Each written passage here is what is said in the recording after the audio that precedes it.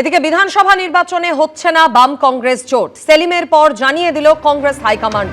মোহাম্মদ সেলিম তিনি আগেই জানিয়েছিলেন, আর এবার জানিয়ে দিল কংগ্রেস হাইকমান্ড। প্রদেশ কংগ্রেস নেতৃত্বের সঙ্গে বৈঠকের পরে এমনটাই জানানো হয়েছে কংগ্রেস হাইকমান্ডের পক্ষ থেকে।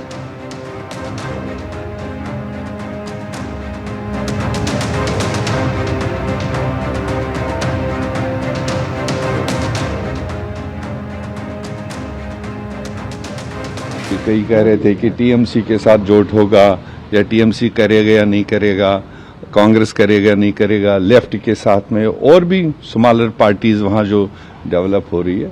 तो लीडरशिप ने कंप्लीट जो मौजूद थे लीडरान, इनकी बात सुनी और अल्टीमेटली टोटल लीडरशिप का कलेक्टिव व्यू ये था कि इस बार बंगाल में वर्कर्स, जनरल आवाम भी और हमारा काडर भी चाहता है कि हम इस बार वेस्ट बंगाल में अकेले 294 सीटों पर चुनाव लड़ेंगे, क्योंकि ये इतिहाद जोट करने से कभी लेफ्ट कभी दूसरी पार्टी, उसकी वजह से कहीं ना कहीं नीचे हमारा जो काडर है, जो फ्लैग वियरर है, वो कहीं ना कहीं डाउन हुआ है।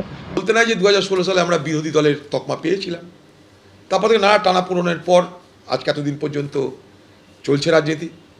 পশ্চিমবঙ্গ প্রদেশ কংগ্রেসের পক্ষ থেকে তাদের যা সার্ভে, সেই সার্ভে অনুযায়ী পশ্চিমবঙ্গে একা লড়াটা সঠিক বলে মনে হয়েছে। তাই আমি একজন কংগ্রেস পার্টির কর্মী হিসাবে আমার উপরের নেতৃত্ব যা মনে করে আমি সেটাই পালন করে থাকি, এটাই আমার ধর্ম, এটা স্বভাব। তাই পশ্চিমবঙ্গ প্রদেশ কংগ্রেস, পশ্চিমবঙ্গে যে এআইসি জেনারেল সেক্রেটারি, পশ্চিমবঙ্গে যারা অবজারভার, তারা সব সার্ভে করে দেখেছে বাংলায় একা লড়াটা শ্রেয়। তাই তারা একা লড়ার সিদ্ধান্ত নিয়েছে। আমিও তাদের সিদ্ধান্ততে বলেছি, যদি আপনারা সবাই মিলে মনে করেন যে একা লড়া যেতে পারে, আমি একা লড়ব। অর্থাৎ ইতিমধ্যেই কিন্তু কংগ্রেসও নিজেদের অবস্থান স্পষ্ট করলো যে কোনো জোট কিন্তু আসন্ন বিধানসভা নির্বাচনে সিপিএম এর সঙ্গে তাদের হচ্ছে না। মোহাম্মদ সেলিম গত সপ্তাহে কিন্তু তিনি একেবারে জানিয়ে দিয়েছিলেন যে কোনোভাবেই তারা 1 বছর ধরে কংগ্রেসের অবস্থান জানার জন্য অপেক্ষা করেছিলেন। 31শে জানুয়ারি পর্যন্ত তারা আশা করেছিলেন কংগ্রেসের পক্ষ থেকে কোনো ইঙ্গিত তারা পাবেন, কিন্তু যেহেতু তা পাওয়া গেল না, সেই কারণে তারা নিজেদের মধ্যেই আলাপ আলোচনা শুরু করেছেন। কংগ্রেসের সঙ্গে কোনো জোটের পথে বামেরা এগোচ্ছে।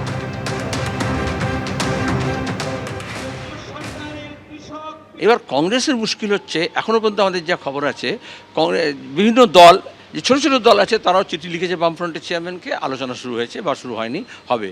তো কংগ্রেস দলের দিক থেকে কোনো কিছু বলা হয়নি। যখনই হয়, আমরা উপনির্বাচনের সময়ও দেখেছিলাম যে একদম শেষ মুহূর্তে গিয়ে বলে, যখন বামফ্রন্ট প্রার্থী ঘোষণা করে দেওয়ার পর্যায়ে আছে, তখন বলে আমরা লড়বো। তো যখন আমরা ফেব্রুয়ারি মাস থেকে বলেছি প্রস্তুতি শুরু হয়েছে গতবারের, এবছরের ফেব্রুয়ারির মধ্যে যদি না বলে, তা কবে বলবে? এই জন্য আমরা 31শে জানুয়ারি পর্যন্ত ঠিক করেছিলাম যে 31শে জানুয়ারির মধ্যে জানবো। আমরা কালকে জানলাম যে গত কয়েকদিন ধরে বোঝা যাচ্ছিল যে কংগ্রেসের তরফ থেকে তৃণমূলের কাছে কিছু ওভারচার্জ পাঠানো হয়েছে, ফিলার্স পাঠানো হয়েছে, কয়েকটা আসন দিয়ে যদি কিছু সমঝোতা হতে পারে।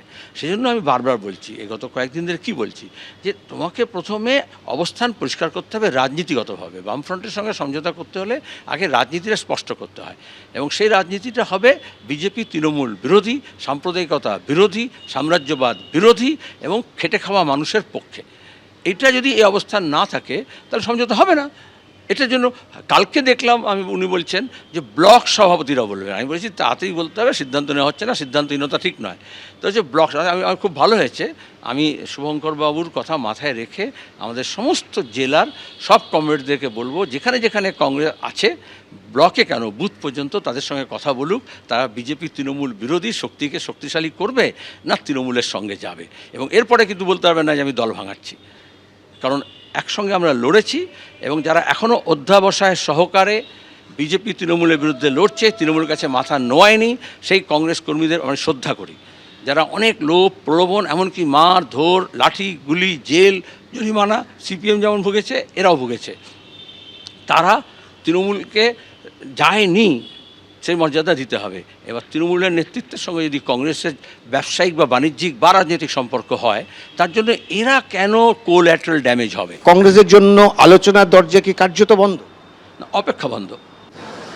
3 তারিখে মোহাম্মদ সেলিম এবিপি আনন্দকে জানিয়েছিলেন যে কংগ্রেসের সঙ্গে আসন্ন বিধানসভা নির্বাচনে কোনো জোটের পথে বামেরা এগোচ্ছে না। এবার কংগ্রেসের পক্ষ থেকেও কিন্তু জানানো হলো যে এই বিধানসভা নির্বাচনে কোনো জোট তারা চাইছেন না, একেবারে নিজেরাই কিন্তু অল আউট তারা ঝাঁপাতে চাইছেন। কথা বলবো উজ্জ্বল মুখোপাধ্যায় রয়েছেন আমাদের সঙ্গে। উজ্জ্বল, অর্থাৎ একটা জিনিস মোটের ওপর পরিষ্কার, কংগ্রেস এবং সিপিএম এবার একেবারে আলাদাভাবে নির্বাচনে লড়তে চলেছে। একদম তাই। দেখো যে বামেরা তারা আগেই জানিয়েছিলেন যে কংগ্রেসের জন্য অনেক দিন তারা 1 বছর ধরে অপেক্ষা করেছেন, কিন্তু কংগ্রেসের তরফে কোনো ইতিবাচক সাড়া পড়েনি। এমনকি বিমান বসু, যিনি বামফ্রন্টের চেয়ারম্যান, তার কাছেও কংগ্রেস জোটের বিষয়ে কথা বলার জন্য বা বৈঠকে বসার জন্য কোনো আবেদন জানাননি। স্বাভাবিকভাবেই বামেদের পক্ষ থেকে বারবার যেটা বলা হচ্ছিল যে তারা অপেক্ষা করছেন, কিন্তু কংগ্রেসের থেকে কোনো রকম সাড়া নেই। অন্যদিকে গতকাল এআইসিসির উচ্চ পর্যায়ের যে বৈঠক, সেই বৈঠকে এআইসিসি সাধারণ সভাপতি ছিলেন রাহুল গান্ধী ছিলেন। সেখান থেকে তারা সিদ্ধান্ত নিয়েছেন যে কংগ্রেস এবার 293টা আসনে এককভাবে লড়াই করবে। ফলে জোট হচ্ছে না, এতে কোনো সন্দেহ নেই। কংগ্রেস তারা একক সিদ্ধান্তে তারা এককভাবে 294টা আসনেই লড়াই করবে। এটাই হচ্ছে গতকালের বৈঠকের পর তাদের সিদ্ধান্ত, এবং সেটা তারা জানিয়েও দিয়েছে। বামেরাও ইতিমধ্যে জানিয়ে দিয়েছে যে তারা বামফ্রন্টগতভাবে, এছাড়া আইএসএফ থেকে শুরু করে যে সমস্ত অন্যান্য দলগুলো আছে যারা একসঙ্গে লড়াই করতে চায়, তাদেরকে সঙ্গে নিয়েই তারা লড়াই করবে। একেবারে উজ্জ্বল, তুমি আমাদের সঙ্গে থাকো। ये तो उसका अलग पार्टी है ना, तो वो उन्होंने उनका बात तो कह सकता है, जैसे हम हमारा बात कह सकती हूँ, उन्होंने भी उनका बात कह सकते, इसमें एतराज क्या है? कांग्रेस के मालदा मुर्शिदाबादे मुसलमान भोट देয় আর তৃণমূল এখানে সরকার চালাচ্ছে মুসলমানদের ভোটে। আমাদের এগুলো নিয়ে মাথা ব্যথা নেই। আমরা হিন্দুদের এক করব। 39% হিন্দু আমাদের ভোট দিয়েছেন, 45% হিন্দু আদিবাসী বিজেপিকে ভোট দেবে। বিজেপি 3 থেকে 77 হয়েছে, 77 থেকে 177 নিয়ে বুক ফুলিয়ে এই বিধানসভায় ঢুকবে। তার অপেক্ষায় থাকুন আপনারা। মেঘালয় কয়লা খনিতে বিস্ফোরণের ঘটনায় মৃতের সংখ্যা বেড়ে 18। ধ্বংসস্তূপের নিচে আরও অনেকের চাপা পড়ে থাকার আশঙ্কা। মৃতদের পরিবার পিছু 3 লক্ষ টাকা করে আর্থিক সাহায্য ঘোষণা মেঘালয় সরকারের। গতকাল মেঘালয়ের ইস্ট জয়ন্তিয়া হিলস জেলায় কয়লা খনিতে বিস্ফোরণ ঘটে। তারপরেই একের পর এক শ্রমিকের মৃত্যুর খবর সামনে আসতে থাকে। বিস্ফোরণের সময় খনির ভেতরে কতজন ছিলেন এখনো পর্যন্ত তার সঠিক কোনো তথ্য নেই। মেঘালয়ের মুখ্যমন্ত্রী কনরাড কে সাংমাকে ফোন কেন্দ্রীয় স্বরাষ্ট্রমন্ত্রী অমিত শাহ। পুলিশের অনুমান যে খনিতে বিস্ফোরণ ঘটেছে তা অবৈধ। ইস্ট জয়ন্তিয়া হিলসের পুলিশ সুপার জানিয়েছেন বিস্ফোরণের কারণ এখনো জানা যায়নি। জাতীয় গ্রিন ট্রাইব্যুনাল 2014 সালে মেঘালয়ে র্যাট হোল মাইনিং নিষিদ্ধ করেছে।